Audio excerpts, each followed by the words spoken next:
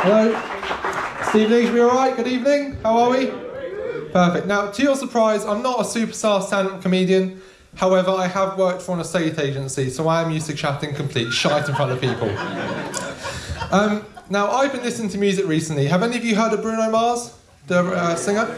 Have, perfect. Now, he's got a song called Billionaire. It goes something like, I want to be a billionaire so fucking bad, amongst other shite, but that's the main part.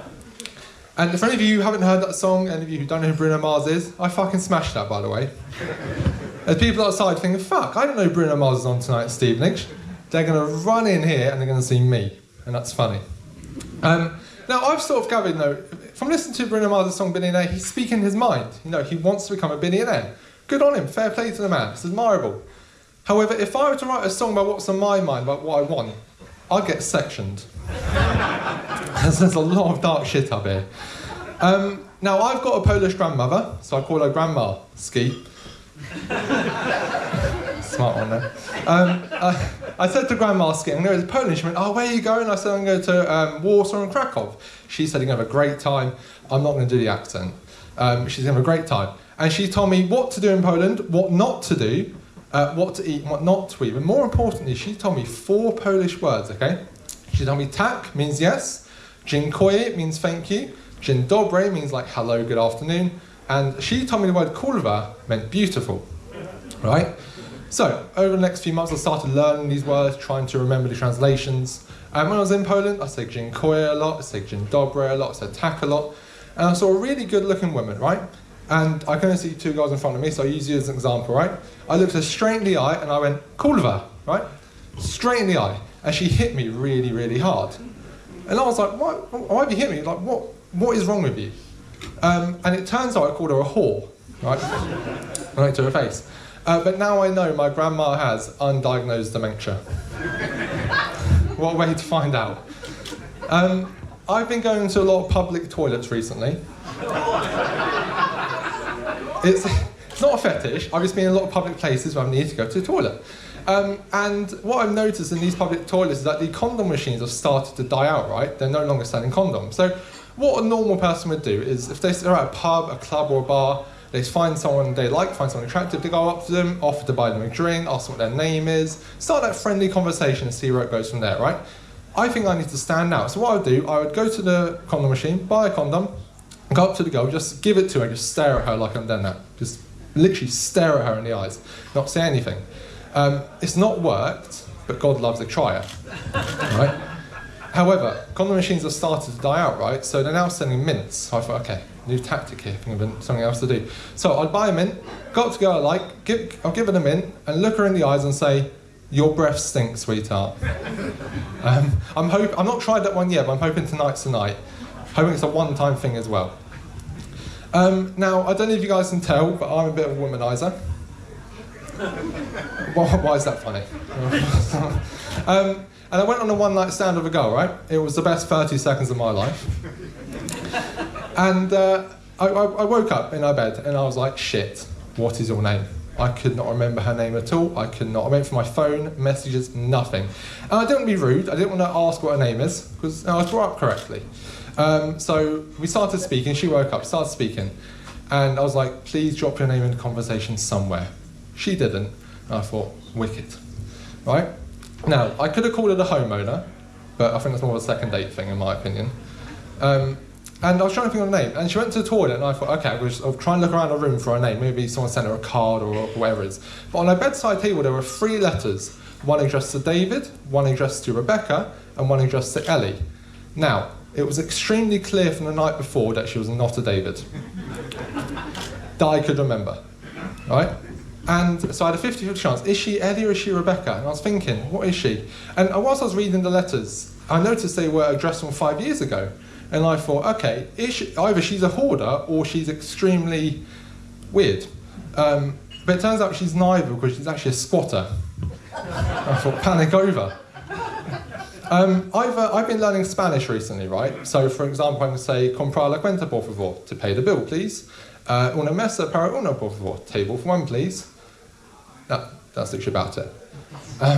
So I've learned Spanish, right? And what I've learned about myself is I've been learning Spanish in a Northern English accent.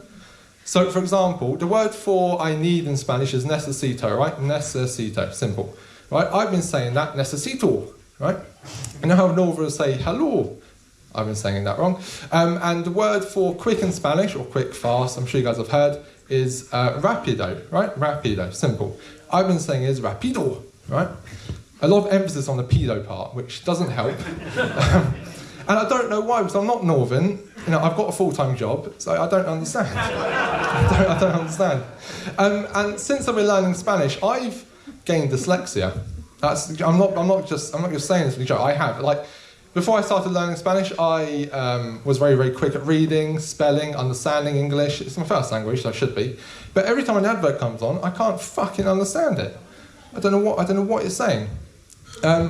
Now, my grandfather, he's about 85, but he's got Alzheimer's and dementia, right? And a lot of people say it's really unfortunate he's got this illness, or illnesses. I think the opposite. I think it's very fortunate, because I like to extort him for loads of money. The way I see it is what they don't know can't hurt them. Right, that's how I live my life. And like, for example, he's paying for a brand new BMW outside. He's still happy as Larry. It's a win-win in my opinion. But before he had these illnesses, before he had Alzheimer's and dementia, he was very frugal with his money, very, very tight with it. Always moaned at the prices of stuff, always moaned at absolutely everything. Everything was too expensive. But more importantly, he loved a good deal. So I find it incredibly fitting that he's got a special 2-for-1 deal on his brain illness. It gets worse.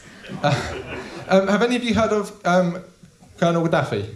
Yeah. You have. Now, for any of you younger audiences who don't know who this gentleman is, he was the ex-dictator of the African country called Libya.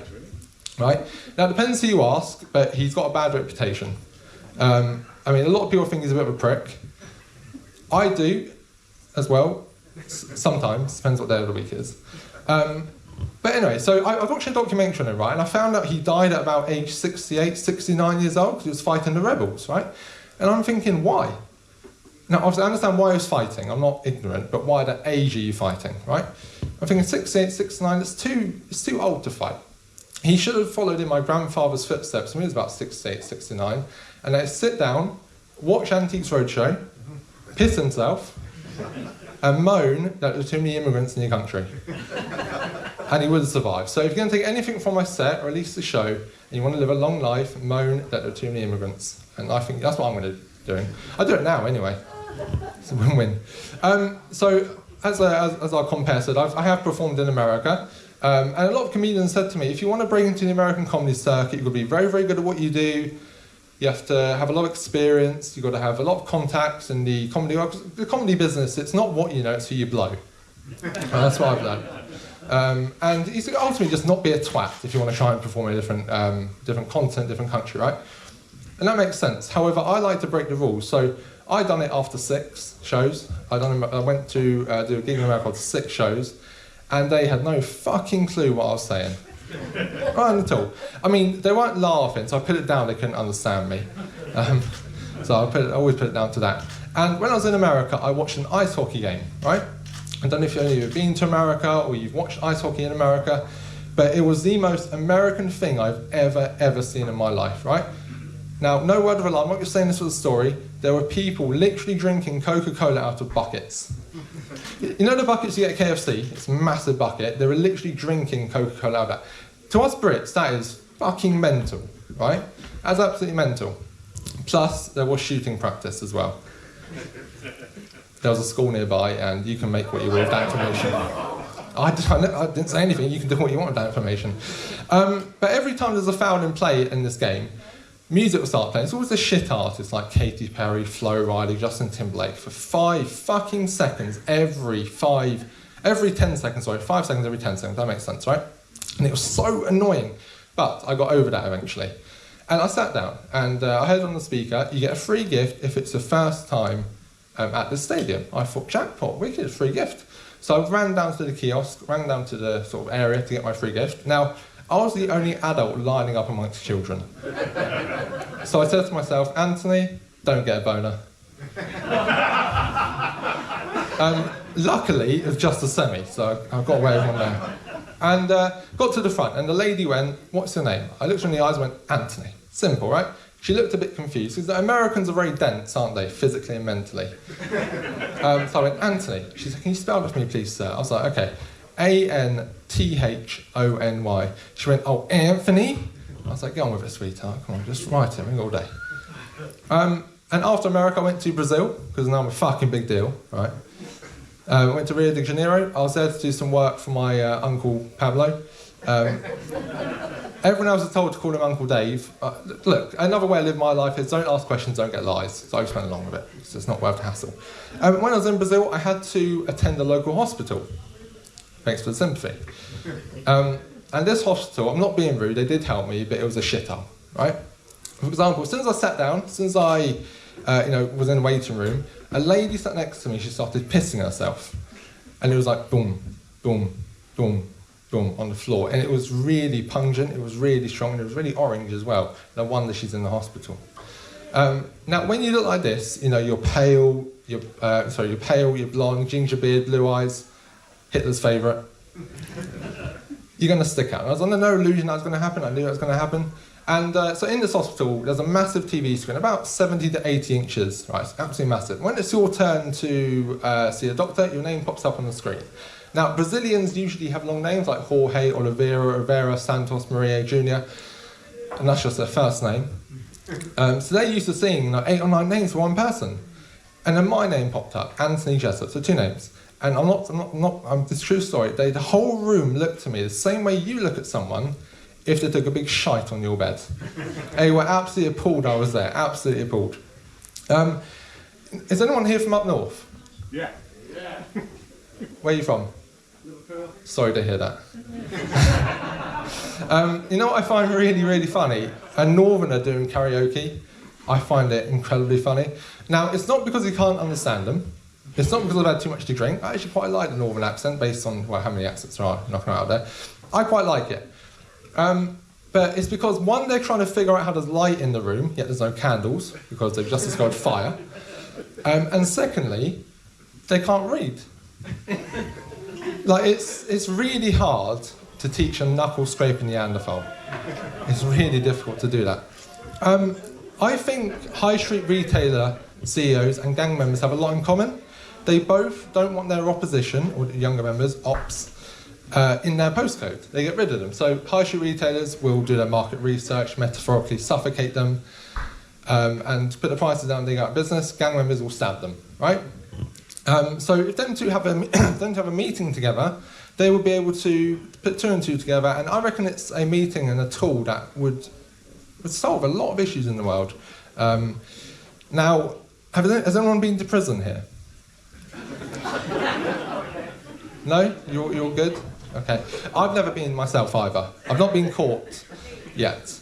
And a lot of people in prison, they pray to a God they believe in, right? It helps them with their discipline, makes the time go quicker. It makes them feel a lot better. And I'm thinking, what's the fucking point in doing that? Right? And the reason I say that is because trying to speak to God and trying to get your answers is like being on a customer service line at a national company.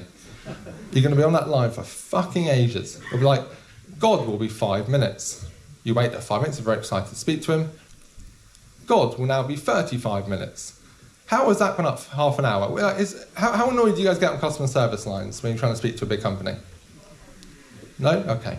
Not annoyed, right? I'm the only one that seems to be really annoyed at that. Okay. I recently got with a girl as well, because, as I said, I'm a bit of a womanizer. And this girl was very smart. Opposites attract. And a lot of people say, so when you first get into a relationship, you're very, the first 6 months are bliss. You're in the honeymoon period, right? It's absolutely, either you lie to yourself about any issues, you don't know of any issues, or you don't want to know of any issues, right? It's great. The first 6 months are absolutely brilliant. However, I notice issues on the first date, right? And it's been 2 years now. I need to say something. It's on my to-do list. The issue is she's in the audience tonight, and this is how I'm telling her. So obviously after the show, when we're outside, if you see a girl screaming at me, please restrain her. It's just going to cause me out. She's going to be like the Gestapo on the way home in the car. I can't be asked to fucking deal with it. So a lot of comedians have come up to me. I've only been doing about 6 months. A lot of comedians come up to me and they always say, you should do this, you should do that, watch this person, don't watch that person, you should say this instead of you. So I've taken it all in because these guys are very experienced. What I've learned in comedy myself, after doing it a very short time, is that comedy is really tough when you're not funny. Really tough. I'll leave you on a joke. It might... Oh, I'll say it anyway, because... Oh, well. Right, so I think the police force should be commission-based, right? Now, the reason I say that, I don't know, obviously you guys haven't been in prison, so you guys haven't dealt with the police. I have in the past. Now, the police take a very long time to solve cases, right? However, if they're on commission, they'd be more inclined to solve it quicker, right? And they know the bigger the case, the more money they're going to get from the commission check. I think it works quite well. However, there's a flaw to this plan. A new recruit will try and solve the Madeleine McCann case, right? Now, this new recruit doesn't know the progress, doesn't know how many leads they got, doesn't know how far someone's got into the case, but they know if they solve it, they're going to get a massive, massive commission check. But little does that new recruit know that they're literally chasing a dead lead. Okay. All right, that's been me. Thank you all. Thank you.